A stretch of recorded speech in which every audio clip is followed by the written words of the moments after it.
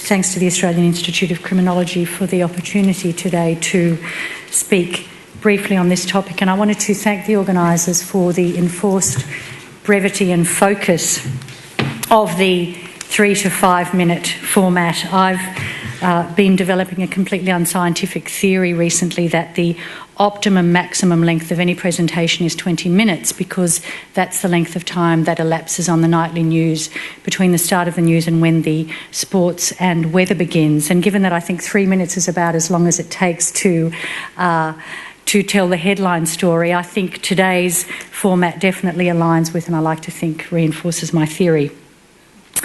I've been asked to talk about why crime is a national security issue and the approach the Australian government's taking to deal with it.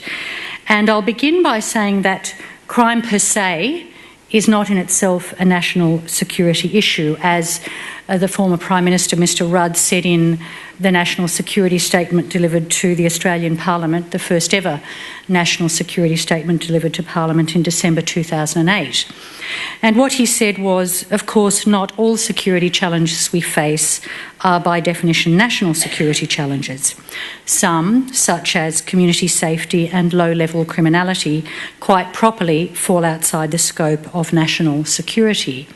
Our state and territory governments have constitutionally mandated responsibilities for these.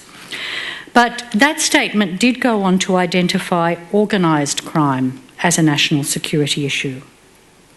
And I think Gary alluded to this idea in his remarks. Whether or not a particular threat or hazard is a national security issue, of course, depends on how you define your national security interests.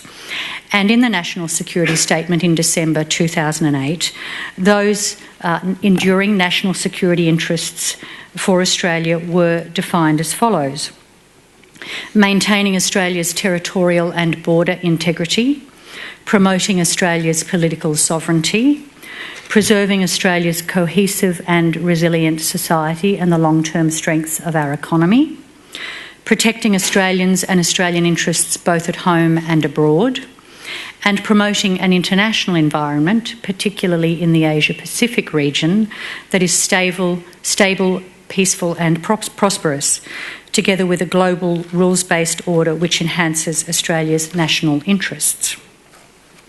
And those national security interests are, to a degree, all challenged by those illegal activities that fall within the definition of organised crime.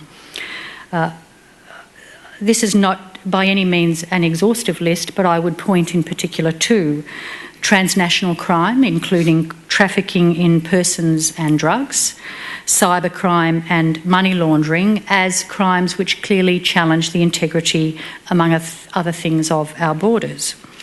The cost to the economy of organised crime, I know John spoke about that in his presentation this morning, and others have alluded to that cost, some $10 to $15 billion a year, is clearly an economic challenge. And the social cost of organised crime, of course, does potentially threaten our cohesive and resilient society. And of course, we must never lose sight of the potential nexus between organised crime and the funding of terrorism. And I was sorry not to be able to be here for John McFarlane's session yesterday on the links between crime and terrorism. So what approach is the Australian government taking to deal with the national security threat that organised crime represents?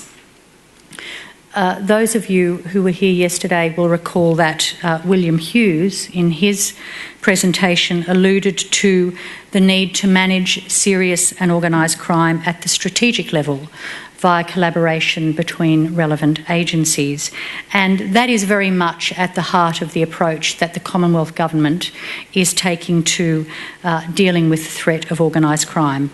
And I'm going to mention briefly in closing just two elements of that approach.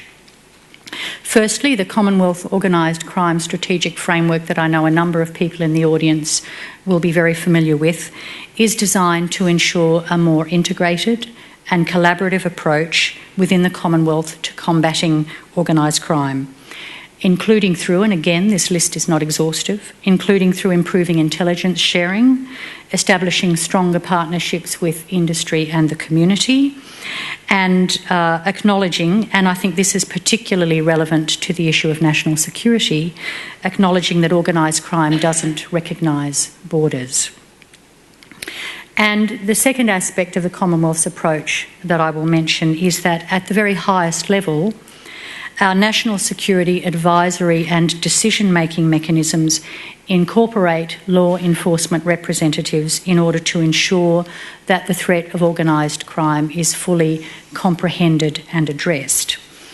Our National Intelligence Coordination Committee brings together the foreign, security and criminal intelligence domains. Our Secretary's Committee on National Security, which is the committee that provides advice to the National Security Committee of Cabinet, includes the Secretary of the Attorney-General's Department, the Commissioner of AFP and John Lawler as the CEO of the Australian Crime Commission. And on our National Security Committee of Cabinet, the relevant ministers with law enforcement responsibilities are represented. And in closing, I'd say that while these sorts of high-level, formal, collaborative mechanisms are not the sole answer to ensuring collaboration across government, they are an important first step, because what they do is they hardwire into our system habits of collaboration, and I think send a very, very important signal to all parts of government and all levels that we can't combat threats to national security by simply looking within our own stovepipes. Thank you.